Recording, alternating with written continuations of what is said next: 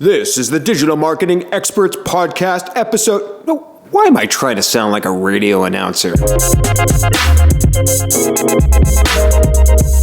Experts in the Wire, episode 13. Sujan Patel.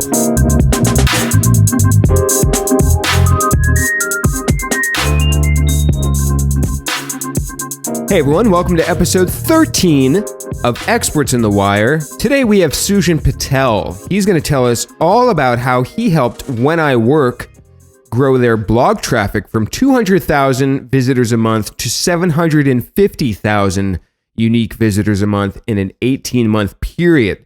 He's also going to tell us how many Skype calls one-on-one he did with new people in a year period.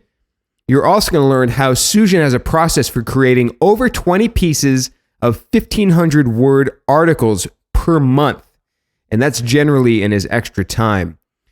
You're also going to learn one thing that Sujan Patel fears the most. So if you have not subscribed in the iTunes Store or Google Play or Stitcher, wherever you like podcasts, please do so. We post episodes twice a week. That way you will not miss any future episodes. And I hope you enjoyed today's conversation with Sujan Patel. Can you give us just a real quick background of kind of where you came from in the marketing world and what you're up to now? Yeah, so I've been doing digital marketing for about 13 years now. Started a bit on the agency, kind of actually freelance and consulting world, then moved in-house and realized there's a kind of weird fragmentation between the two, and decided to start my own agency, Single Grain, and since then sold the company and decided to pursue, kind of leave the money behind and pursue something I'm really passionate about, which is getting my hands dirty in marketing. And I'm currently the co-founder of two startups. One is called Content Marketer IO, and the other is Narrow.io, and both are tools to help for marketers to help enable them. Very, very specific tools to email outreach, which is Content Marketer, and Narrow for Twitter automation. Excellent. We're going to get into the specifics of those tools a little bit later in the show. For anyone wanting a much more detailed backstory on Sujan's, coming up in the marketing world, check out the interview from Mixergy, which we'll link to in the show notes. So one interesting thing so just for some background for the listeners. So Sujan, we've known each other for 2 years now, and actually our relationship began, you kind of were mentoring me as a agency owner, kind of getting my agency going, hiring our first employee, updating our, marketing collateral and processes and things like that. So what was interesting to me is I met you right as you stepped down from Single Grain, and then you kind of did some consulting on your own, but then you went and worked for a company in-house, and that company was called When I Work. Can you talk a little bit about why you decided to go work for When I Work, and then we're going to get into what exactly you did for them? Yeah, so When I Work was actually a client of mine. They were a company I'd been working with for 2 years prior to joining. I knew the company really well. Why I decided to join, and actually, I was living in San Francisco. I moved all the way to Minnesota, and it's usually the opposite journey most people take, is they're trying to get to San Francisco, and that's probably a whole nother story there. But I wanted to really, really get my hands dirty again. Running an agency for 5 years, I became really dull in a lot of areas where I was sharp and ahead of the curve. Not that I would say I was a bad marketer, but it's just been a while as things are kind of dusty.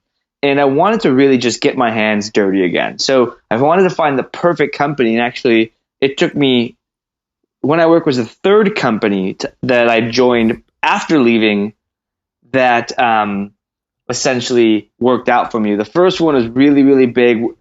I got pretty much offered the job before I even left Single Grain, or before I even kind of stepped down and sold the business. And it was too big. The second was it was a startup that essentially didn't work out. And so really in 3 months, it went from success to failure, which is pretty rapid. And then I realized holy crap, I need to go find the right company for me where I can apply myself now, but also build upon. I left Single Grain with one thing in mind. I need to sharpen all my skills. I'm going to take a break from this entrepreneurship while I sharpen those skills. I need to also learn a few more skills if I'm going to go back into entrepreneurship, meaning not in the same kind of skill set, but I wanted to go build a software product and software company. So I learned more product development. Really, SaaS is kind of the way to go these days with software. And so really get hands-on with SaaS. And since When I Work kind of fit the bill, I joined that company. I love that. I love your thinking there. And, this isn't really an entrepreneurship show, but I just want to highlight that you really pursued that with the goal of what you wanted to learn and experience, not just like, oh, I want to make money or, oh, I want to meet these people or what. I mean, you moved from San Francisco to Minnesota, like you said. So obviously there wasn't like a huge networking goal with that. It really was to learn. And I admire you for that decision from a business standpoint. Let's get into marketing tactics now. So you get to When I Work, and what were the challenges they were facing with their content, and what did you achieve for them while you were there? Yeah, one of the things I joined a company that was post product market fit. It was working, customers are growing, and what I did was look at what opportunities lie ahead and the budget to do it, the team that needs to be, what we need to build, what we have already, the skill set, and assess what to do. One big part of our greatest challenge, which is no one knows about the scheduling software need until it's too late. So there's or essentially there's not a lot of search volume for this specific company. So we really need to get out there in front of our target demographic. And so I use content marketing and Facebook ads, so social advertising and content marketing as our biggest acquisition channels. And we took the blog from about 20,000 monthly uniques to when I left about 750,000 a month. So we did a great job, and we didn't produce hundreds of pieces of content. Actually, we only produced 4 pieces of content a month, and we just chose the right content, put a lot of weight, and I emphasize a lot of weight behind the promotion. And funny enough, when I was at wheniwork.com is when I realized how much content promotion is needed to actually be successful. And not really how much, but how many little people don't use content promotion. The world of content and marketing and internet in general is flooded with just stuff. And the great thing is these days, it's even better stuff than it was before. Yes. But that means you have to stand out even more and really have to do some content promotion to get that stuff out there. And so that's where the idea of Content Marketer IO came about or came to light. It's something I've been sitting in my back pocket. It's something we did a lot of content.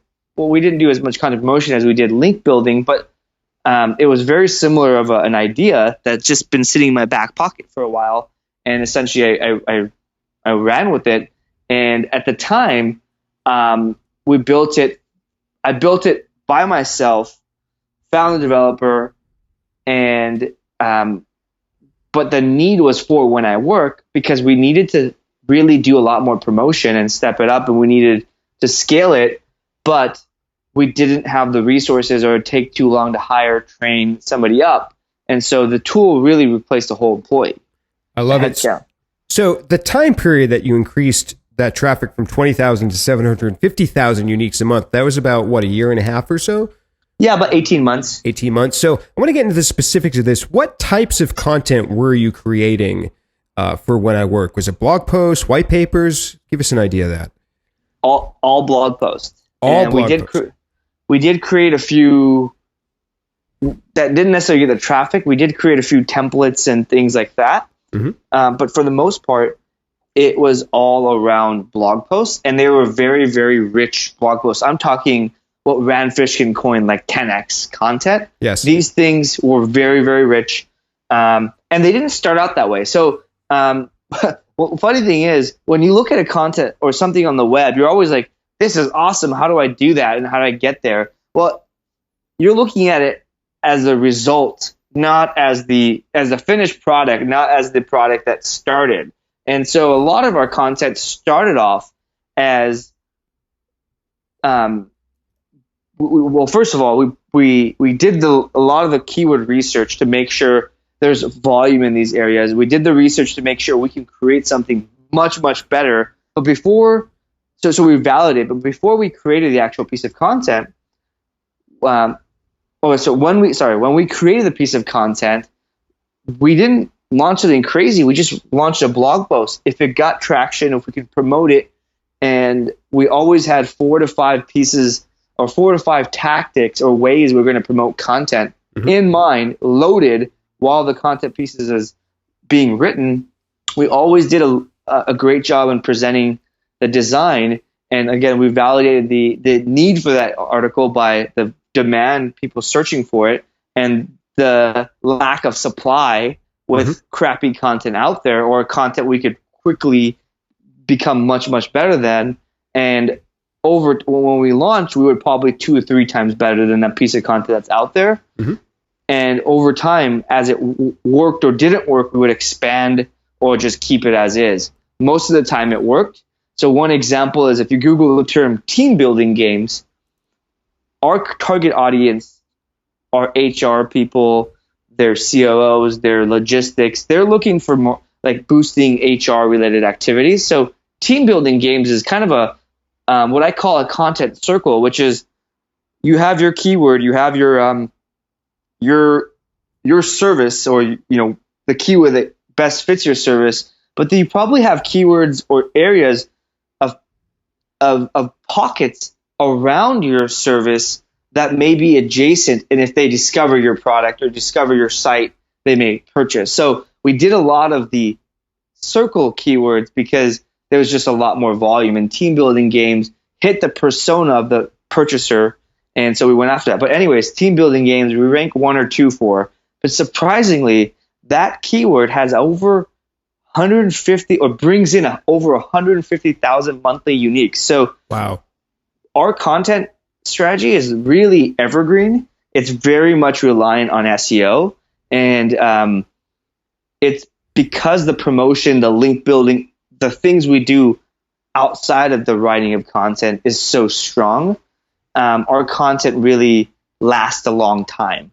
I love it. We're going to get to the promotion elements in a second, but I want to highlight a few things you said, which was, it sounds like you're kind of doing your version of a minimum viable product when you launch a piece of content. Like you're just doing what you need to get it launched and off the ground. And you're saying that probably does 2 things. It helps you speed up the process, but then you don't waste time on the content that just doesn't do well. Because like you said, and if I'm hearing it correctly, if you launch something, minimum viable product, it doesn't do that great, then you just leave it behind and you focus on improving the ones that seem to be picking up traction. Do I get that right? Yeah, exactly. So I kind of ran the marketing team as a startup, right? You have resources, use them wisely. If things work, beef them up. But really, it's how you should run marketing in general, right? I want to get things out the door as fast as possible to really let the market decide, or my ability to execute. Because if you think about a piece of content, it could be the best in the world, but if I can't get it out there, it might as well not exist.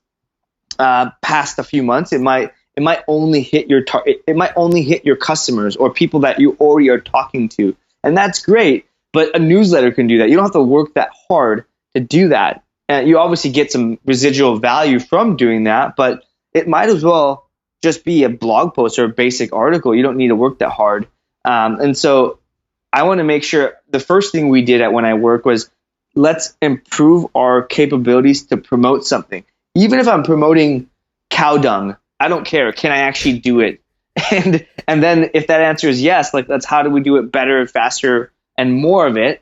And then how do we get it closer to the third step would be how do we get it closer or spot on to our actual customer base? Yeah, Facebook ads to manure companies. I mean, quite obviously for that one. There you go. Yeah.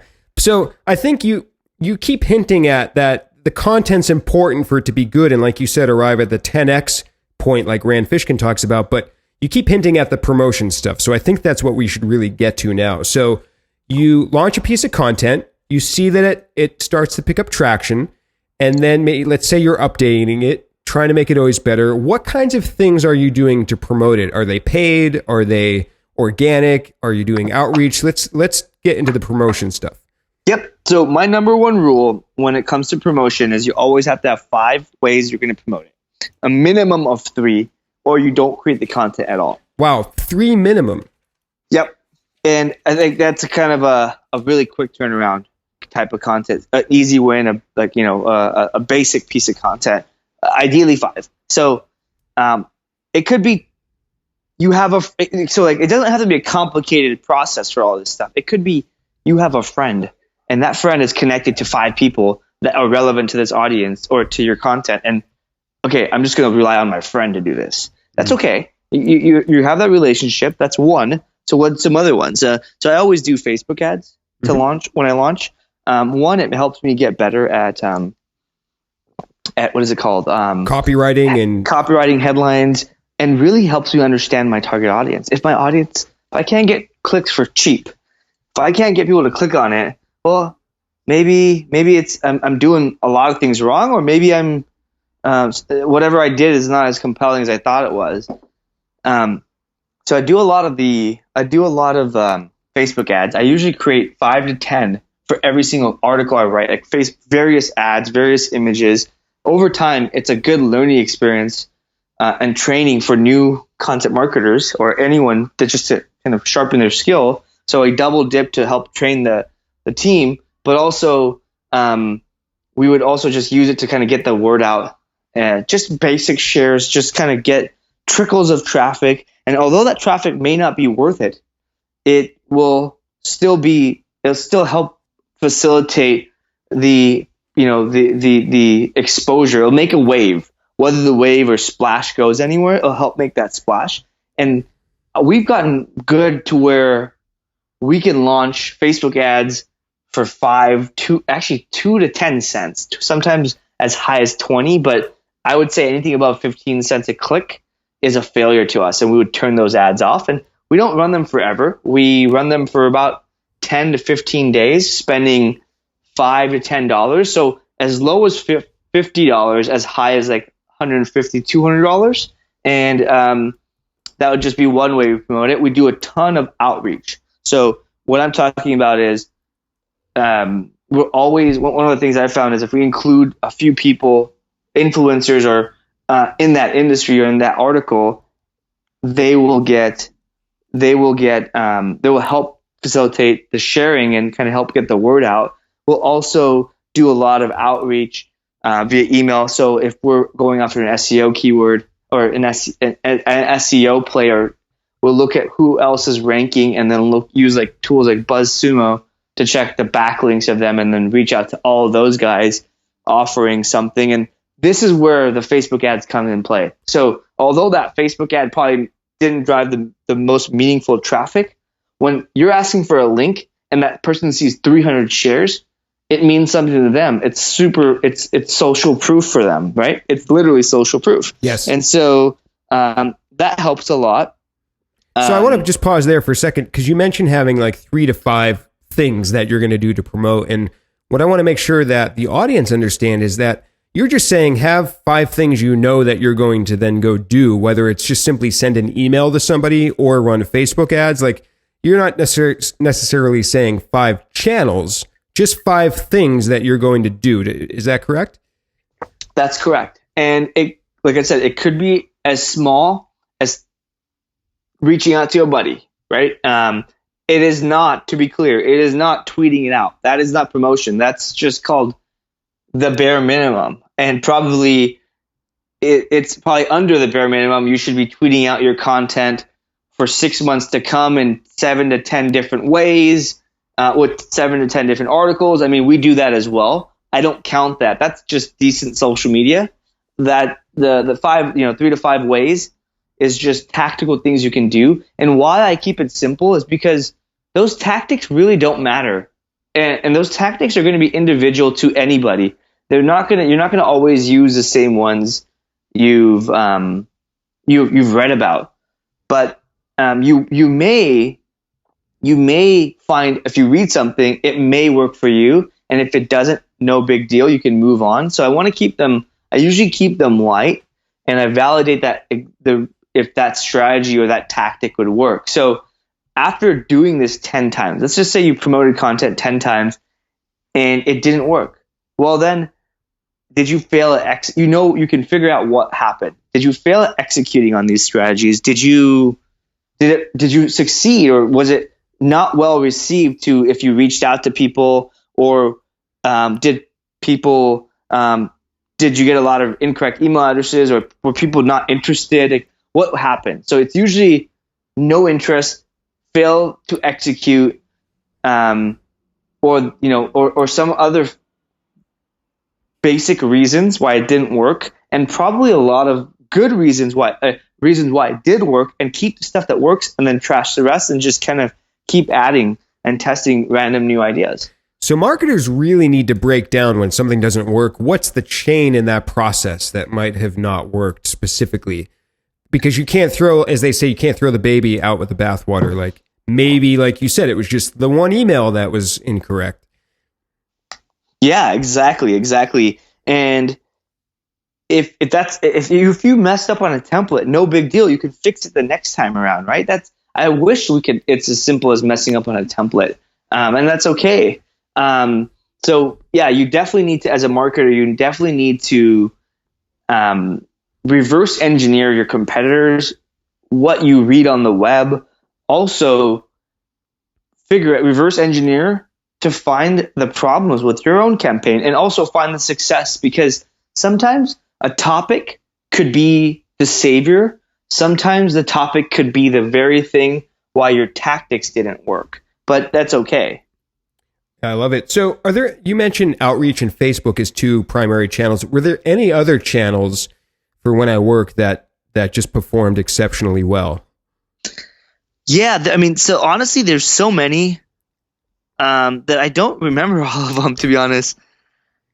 We did a lot. Oh yeah. So one other one was, we built an email list. That's the biggest thing. So everyone's talking about like so many different things of, what is it called? Like, one of the latest things I heard about, and I'm personally testing is push notifications on Chrome or browsers. And although that's awesome, I've seen those everywhere now. Yeah.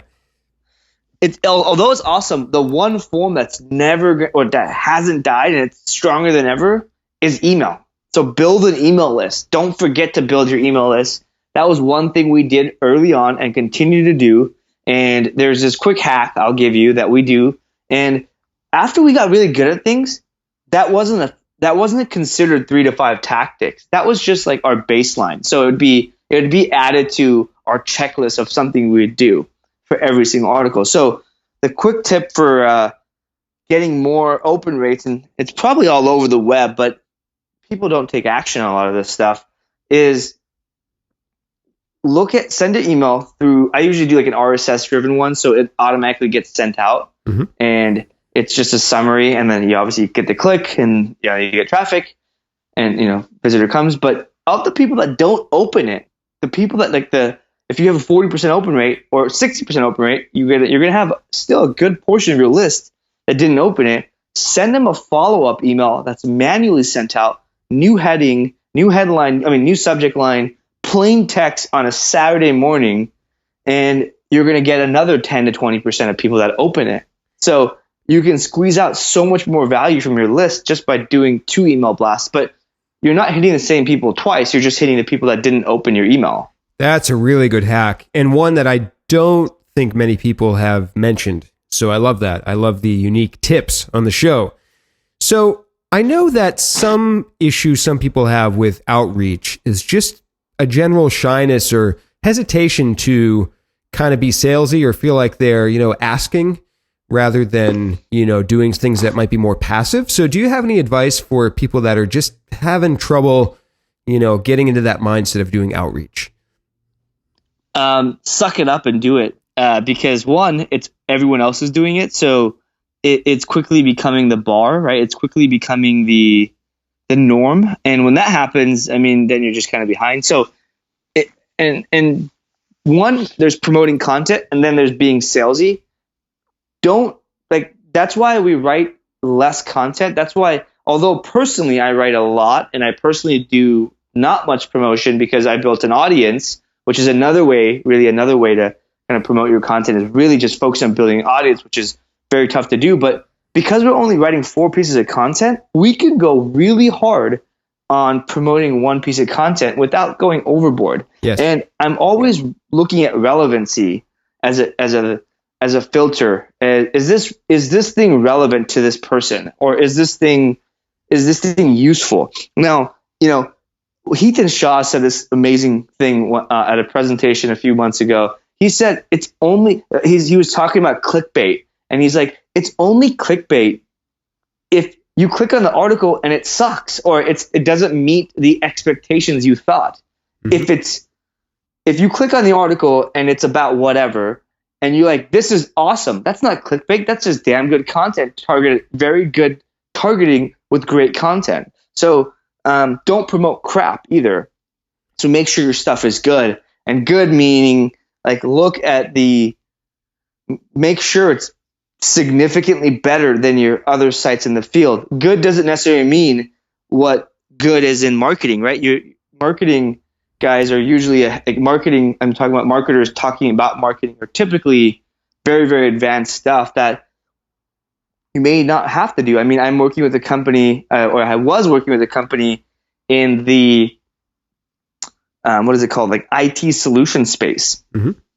Still technology, but they're selling to IT professionals and talking about kind of infrastructure and data and all these things. And they literally made this like DOS looking blog. And just because it appealed very strongly to them, they got a ton of, not DOS, command line. So their blog was just like a command line design. And because of that unique thing that they did, everything they produced, it automatically resonated with the audience. And so their content isn't particularly good or particularly awesome, but they built that audience because they had a unique kind of flair to what they're doing. Yeah, I'm sure IT people go wild over that stuff. That's a great idea. So I want to tie this a little bit into contentmarketer.io. I want people to check out your tool, but I also want to reiterate, we're not trying to sell people on things here, but I think your tool fulfills an interesting hole in the promotion process. And this is something people can do manually. I mean, in fact, you were doing what your tool does manually. That's what led you to create the tool. So walk us through what one would have to do manually that your tool can do now automatically for people. Yeah. So what Content Marketer does is it helps you find contact information and lets you email people in a semi-automated, semi-templated way. So let's say you're promoting a piece of content and you want to find people who have shared something similar in the past. So if you're going to be smart, if you're a smart marketer, you're probably doing this already. You're going to BuzzSumo, or you're Googling what some other topics are that are probably, before you even write this article, that have been shared a lot, and that's why you're probably creating this piece of content in the first place. Well, what you want to do is look at people who've shared that, look at people who've linked to it. What I do is I go into BuzzSumo and I look for an article in the topic. I'll go find anyone that's shared it. I'll export that CSV and I'll import that into Content Marketer, and it'll find a bunch of people's contact information, Twitter handles, as well as their emails, and I'll filter through and I'll email people a very targeted campaign because they've shared something in the past, and I'll put a unique a flair on the email, but essentially that'll be one of the ways I promote it. And I'm literally leveraging email to do this. Now, I'm not reaching out to hundreds of people. The tool is not really intended for hundreds or thousands, although you could use it for that. You only really need 20 to 25 max. Right. People that are solid to share it, and that's what we do. And we also, I mean, you can use the tool many different ways. We actually, from using Content Marketer or from people using it, we realized that the best way with the least amount of work, meaning like you don't have to do much else, is just tweeting at the people included in your article. So what we found from the first 6 months of kind of existence in a few thousand users was that if you write an article, you scan your URL and you just tweet out at replying to people that you've included in the article, you're going to get much more traffic. In fact, when we did it with our limited study, we found it was like 3 times the traffic just by doing that to that specific article. And so we built a tool off of it. It's called Notifier. So it's a very, very stripped down version of Content Marketer, our main tool. And it just lets you do Twitter outreach, or it lets you tweet based off people you've mentioned in the article. I think that makes sense. And if you're not... Go ahead. I was just going to say, if you're not mentioning people in the article, you're going to have a lot better results. One of the ways you can promote content is include influencers or people that are reputable in the space. And this is not just to promote content. Like, keep in mind, this is value add.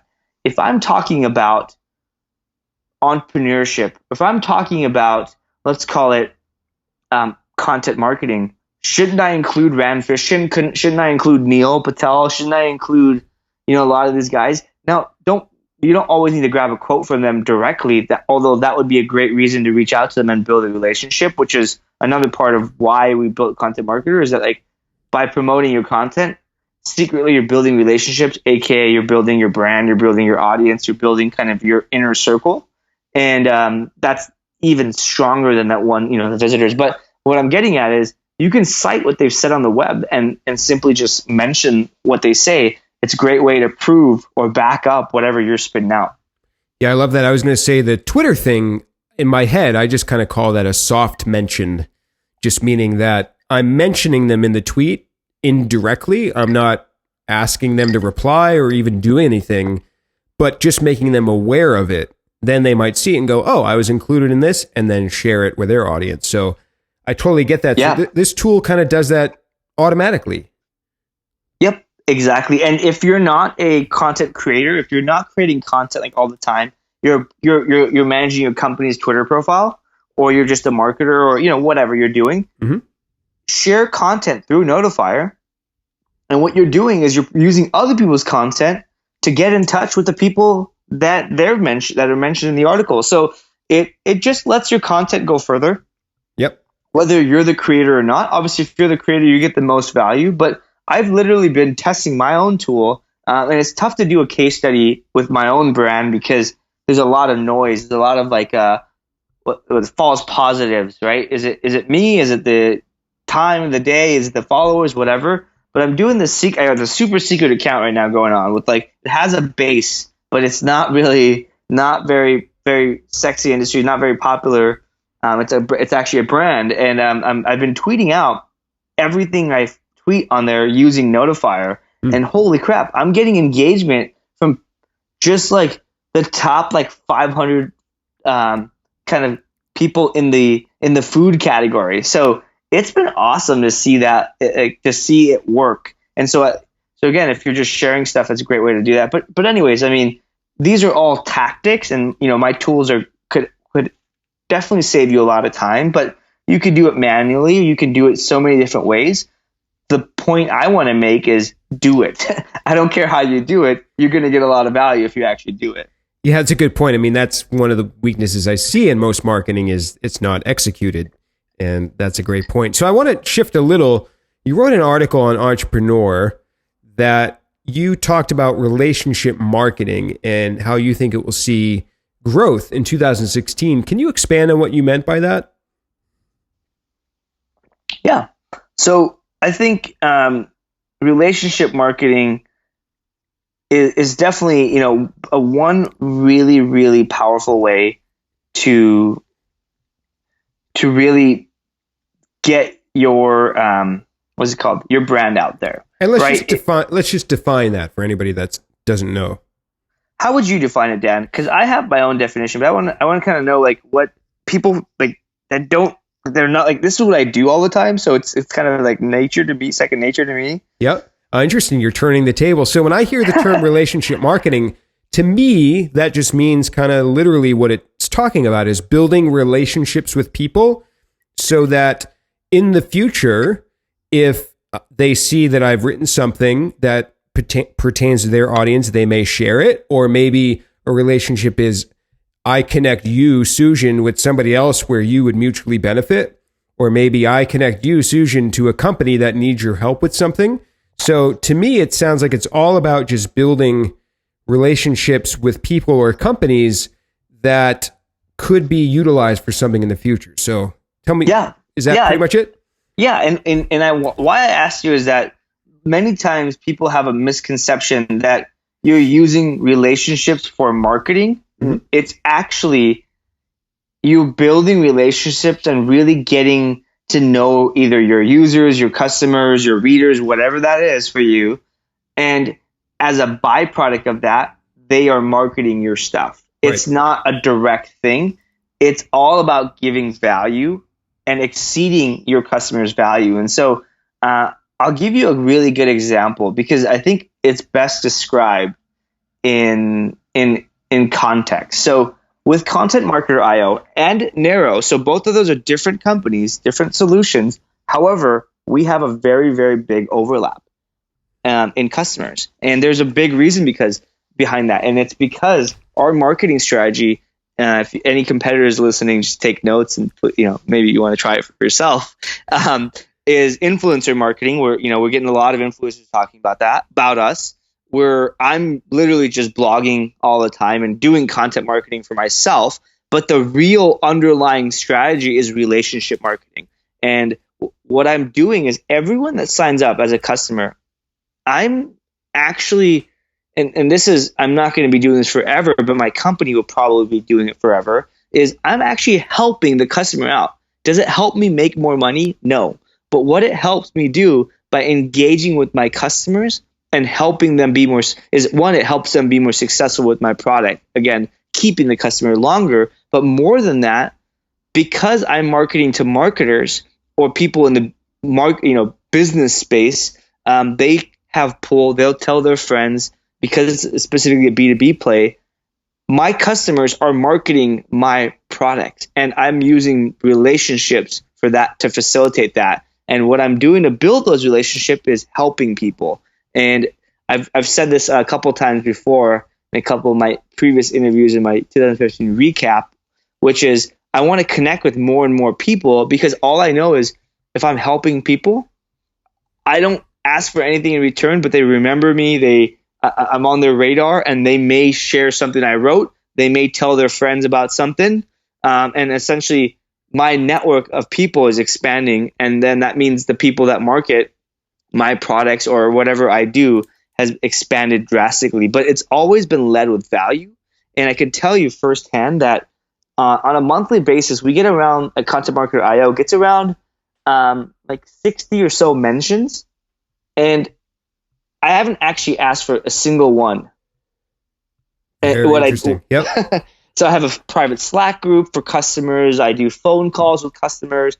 I randomly, because marketers, I also know a lot of the marketers that sign up. I randomly go into people's account. We use Intercom IO, and I randomly go into people's account and I send them a little funny GIF and I say, "I'm watching you," like just something creepy to people I've just had a conversation with, or I'm obviously very, very playful in what I'm doing, but like I'm, on a daily basis, I'm engaging with my customers, my audience. And a lot of times, I'll be honest, like our customer, a lot of people that signed up for a trial didn't convert. I mean, we have a decent conversion rate, but the people that didn't convert, they're still telling people. So I'm using the relationships really to facilitate all this stuff. Yeah, I think a perfect example, if you go back and listen to episode 10, not you, Sujan, but you, the audience listening, go back and listen to episode 10. Great excuse to plug this with Christy Hines, who is a very well-known blogger in the SEO marketing space. She mentioned contentmarketer.io on my episode with her as a tool that she likes for exactly the reason you said. And I know that you didn't ask her to mention that on the podcast, but she did. And that's the kind of thing you're talking about, where people just kind of promote the tool for you. And that's an example. And definitely go back and listen to that episode if you did not. It's a great one. Christy Hines just has so much information. So you mentioned, and the tools are great. I want people to check them out. You did mention that you personally, and I know this because I know you publish a ton of content as you, Sujan Patel, on all kinds of platforms. So how do you, I'm leading you here because I know you have a process for this. How do you, I think you were doing like 30 pieces of content a month or something like this while you were working full time and doing other things. So how were you doing this? How did you find the time, and what is your process for publishing content? Yeah, so great question. And I've been asked this many, many times. So I have a very, very, very easy to follow process. So first and foremost, something around 15,000 to 1,500 words, isn't that actually hard to create? It's actually about 15 minutes of talking. It's a 15-minute conversation. And so I personally found out that I suck at starting from a clean slate. And that's not just writing, it's anything. I learned that really early on. And so I've just kind of operated around that, meaning I just need to start copying something else and then write my own thoughts just to really get over this mental hurdle. So what I started doing is, I need to jot down some notes or like outline something and then come back to it later. And I'll kind of, when I come back to it later, it's not incomplete. It's not blank, it's incomplete. So I go in and kind of not optimize it. The SEO came out there. I go in and finish it. So what I do lately is I read a lot on the web, and I come up with ideas just throughout the day, throughout the evening, just in regular life. I email myself like usually 2 or 3 ideas a day. And sometimes those ideas, they're pretty much, the emails as blog post idea, headline idea, like whatever the headline is. I'll actually try to come up with a snappy headline on the spot. Makes me better as a writer. And sometimes I'll write like 3 to 5, maybe 7 bullet points every evening. And I also do this in the mornings sometimes, but most of the time it's every evening after work or even on my way home from work. I open up that email or an email from a previous couple of days ago. I'm obviously came up with that idea myself, and I'm going through that outline. If I haven't come up with the outline, I'm literally coming up with the outline there on the spot, not while driving, of course, but while driving, I'm literally using my voice recorder just to jot down my thoughts on that topic. And with that process, it takes me, like I said, 15, 20 minutes to actually just, that's usually my commute home. Actually, sometimes it's traffic, so I can do 2, but I usually just try to aim for 1. And then I send it off to an intern. And so just to recap what I said so far, I send myself emails every day with ideas. Those emails usually have outlines, 3 to 5, maybe 7 bullet points max of the things the sections I want to include. I will then I will record myself talking about that and then email my intern, which transcribes it into text, obviously written doc. It's usually a Google Doc, but she'll do more than that. What she'll do is she'll flag things and color code things. Like red usually means I'm rambling and it's just BS, or like I should really consider rewriting that whole section or like that one paragraph or one sentence, whatever it may be. And she'll go through and say, okay, and comment saying, hey, there needs to be some social proof here. You need examples, case studies. That's probably a bad idea. Like just kind of double checking. She's my first editor. I'll go then and rewrite the thing or add in detail. And sometimes I'll find the link and she'll fill in the details of like the data. So if there's like 3 data points I need to hit on this one specific topic in a section, I'll find I'll do the research to find those data points because it takes me a few minutes. Or I already know that information, but she'll kind of extract it from the site and put it on there. Then I go through again and I add an intro and outro because I actually didn't have an intro and outro. I just had the meat of the content. And over time, that takes me about 30 minutes. 30, 45 minutes there. And then I have another editor comb through and make sure everything is grammatically correct. So if you ever see me do a like expert roundup or be quoted in something, it's usually not edited. So you'll see my real writing style, which I'm getting better at. Yes. But I, a lot of that, the editor does just kind of clean up the grammar. And because I don't have to worry about the grammar, I don't have to worry about this blank slate, this blinking dot on a Word doc or Google Doc or whatever, just haunting me. I can spit out so much content. And if you think about it, like if you're just driving and you listen to a podcast and you have an idea, I just go and chat or record it, right? And the times I look at tools, it just gives me ammo to really look at various tools and things like that. So this idea thing, just to make it concrete for people, I mean, I love the concept here. You really, what it is you're kind of like, instead of starting from a clean slate, it's kind of like you're just continuing a conversation with, like, kind of an imaginary conversation with the person on the podcast or an article you wrote. It's kind of a mind hack to get to start, because you said starting is kind of the challenge. But if you are reading a piece of content and maybe in your head you have a reaction to that or something you want to add to it or expand upon, am I getting that correct? That's kind of what you're doing, is you're picking up where that has left off, and now you're continuing your own discussion about it. Exactly. And there's a couple other parts that are very important about to mention here. One is that I have a lot of conversations with people. I go out of my way to meet people and talk to people. That's not just those conversations don't go anywhere. They actually are purposeful. They help me come up with ideas. Or if I get asked questions multiple times, there's a blog post idea. If somebody asks me every time, hey, how do you do this? Well, I'd rather just write it, explain the whole thing, and I could say, hey, check out this article instead.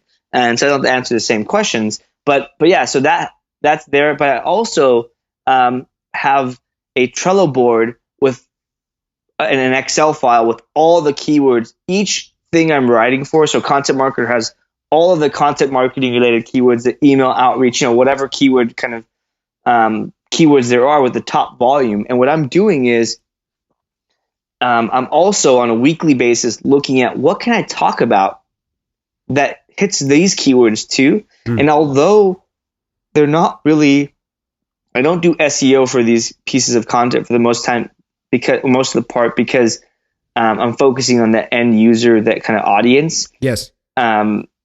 They do have SEO in mind. It's all kind of worked into the strategy. Got it. And you must be picking topics that you are very comfortable with. Like, for example, the entrepreneur article I mentioned where you talked about relationship marketing. This is a great article. I mean, you've got 5 points for anyone looking for it. We'll put it in the show notes. It's called 5 Marketing Changes Small Businesses Need to Make in 2016. It's a very specific topic. It's very obvious who you're targeting. And you have some specific tactics in here. So you must know the topic well enough, especially to be dictating it while you're just like driving in your car or commuting. So how important is that for you? I guess I'm kind of leading to the actual answer, but how do you know before you hit record that you kind of have a certain threshold of comfort level with the topic? Well, here's the thing. If you don't know about it, forcing yourself to record forces you to know about it. So a lot of this stuff makes me a better writer. And a lot of this, I think I've mentioned in my Mixergy interview, how I make new employees, how I have a daisy chain of training where if I teach you, it makes me become better at that training topic. Then I have that employee train the next employee, and it makes them be expert at it because they have to train somebody. Well, because I have to become an expert, or because I have to write this article and I can't talk for 15 minutes on nothing, it's just BS, I have to know the topic, right? And so I have to do the research, and then because I do the research, I have another idea in my head for another article. So it's this kind of ecosystem I live in, and it just causes for a very creative mindset. I was doing a training the other day, and I live here in Austin, Texas, and South by Southwest is going on. I was training my employee, my newest hire, on doing Facebook ads and how we do it for content and how we were doing it when I work. And I wanted to kind of get all that information out of my head into paper and have him document it as he learns it. Because I was lazy and I didn't want to do any documentation. But anyways, I came up with an idea. So I ended up doing a lot like local ads to promote content, and I ended up promoting this. And Dan, you probably have seen this on Facebook.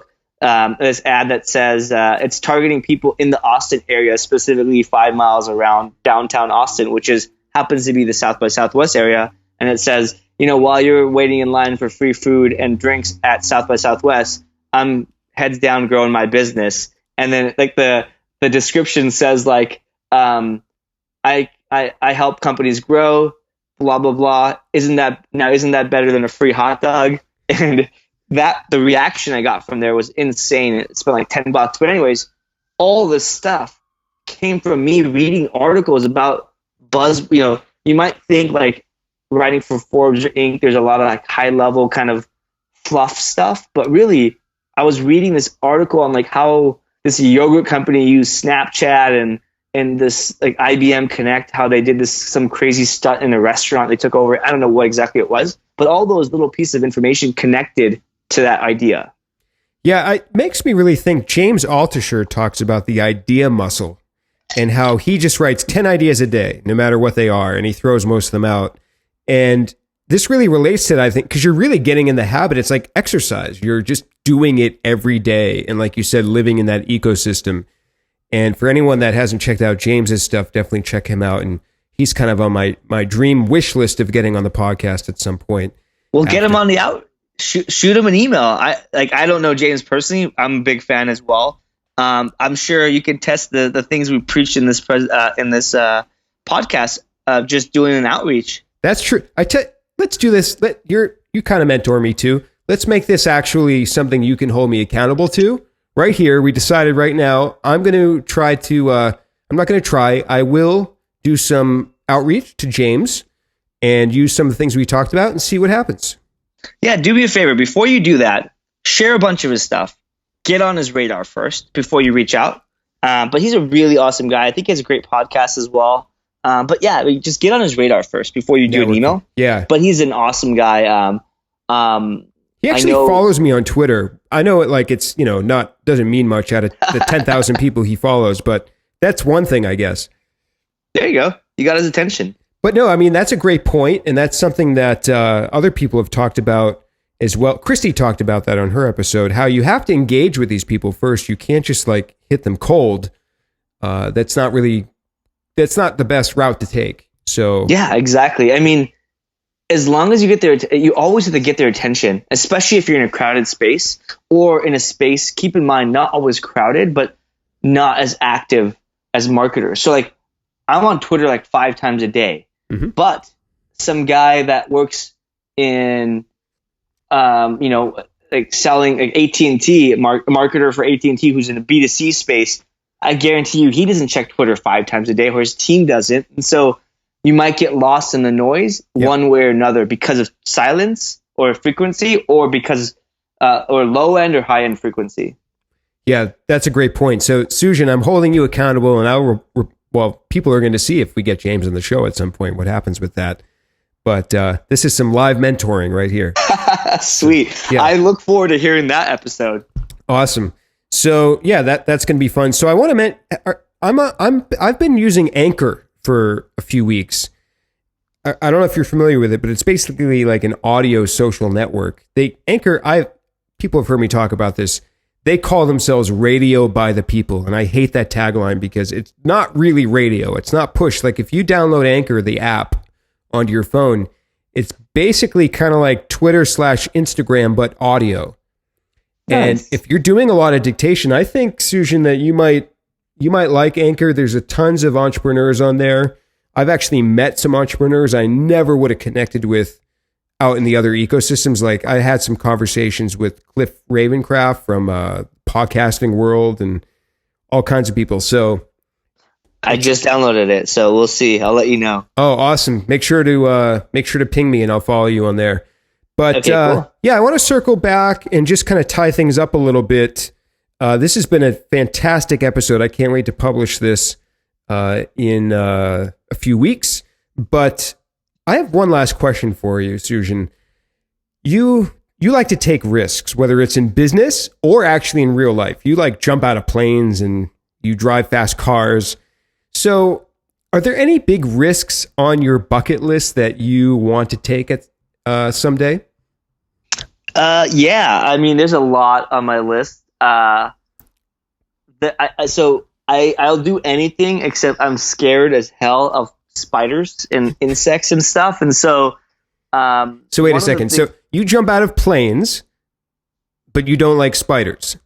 They're just creepy, man. It's just like I can feel it like tingling my skin and stuff. So I mean, I know like I'm not going to die from like this, a spider or like a little tiny insect, but man, those mosquito bites, they stick for a while, right? So it's just this like nuisance, and mentally I know it's like, who cares? It's not a big deal. But so one of my like risks I want to take, or one of the things I want to do, is actually go to the Amazon.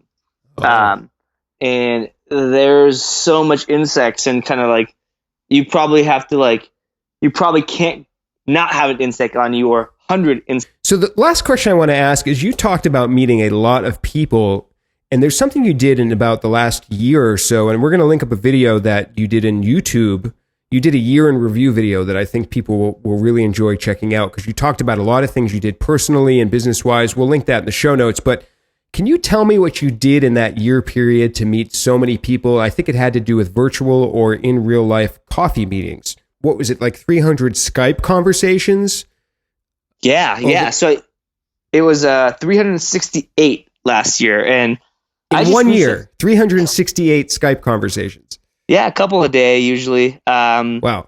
And there was no agenda to this. I was like, every time, think about this. Like, if you read an article and you like what they say, I just instead of commenting on their blog, I just emailed them and I said, hey, I love your stuff. We should connect. I'm doing this and this. I've seen you do this and that. Let's connect. And it worked so well. Because I wasn't doing it in a threatening way. I wasn't asking for anything. And I was also building my brand at the same time. So I was hustling really, really hard. And then what that ended up doing for me was that it turned inbound. Now I get people hitting me up every day saying, hey, we should chat and blah, blah, blah. And sometimes if I don't have time, I'll put them into my like Slack group, or I'll say, hey, let's connect next month. And as a result, I've learned so much. And we've just connected with people. We just exchange notes, or sometimes I have a problem, I just ask for help. Because I've given a lot away, I feel that it's okay to kind of ask for help. I mean, it's never not been okay, but I'm always giving more than I'm taking, from this kind of self kind of created ecosystem. But it's been a great thing. And out of the 368 people that I talked to, I have the metrics. 78 people took my advice and actually emailed me their results, which was super gratifying. Oh, wow. You really measure everything. Yeah. Well, I mean, I just tagged it, and then I looked back at the area. I was like, oh, that's not that hard to measure. I just like, how many people were in this category? I think that follow-up is key, though. Like, so many people would do the work and meet the people, but not then follow up with like metric that you have.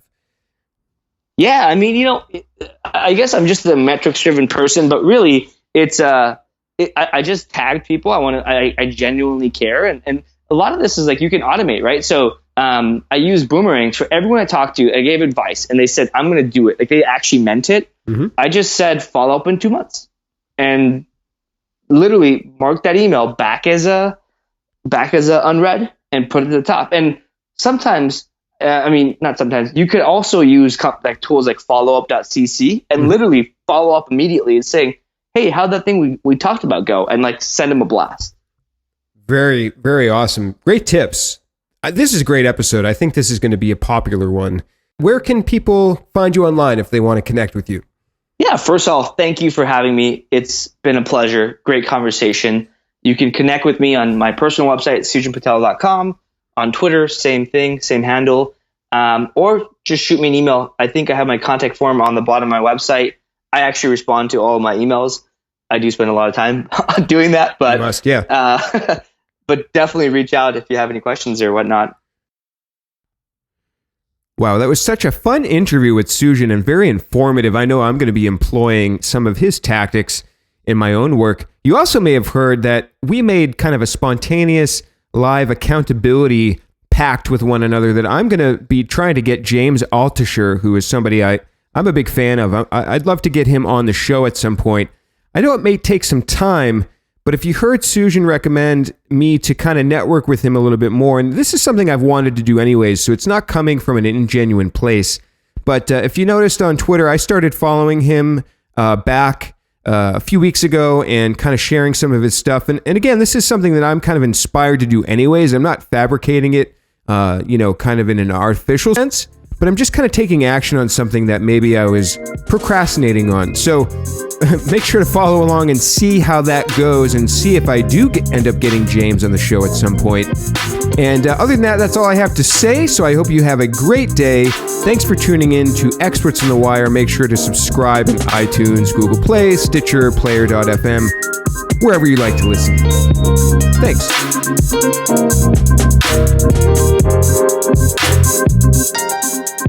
Music by me.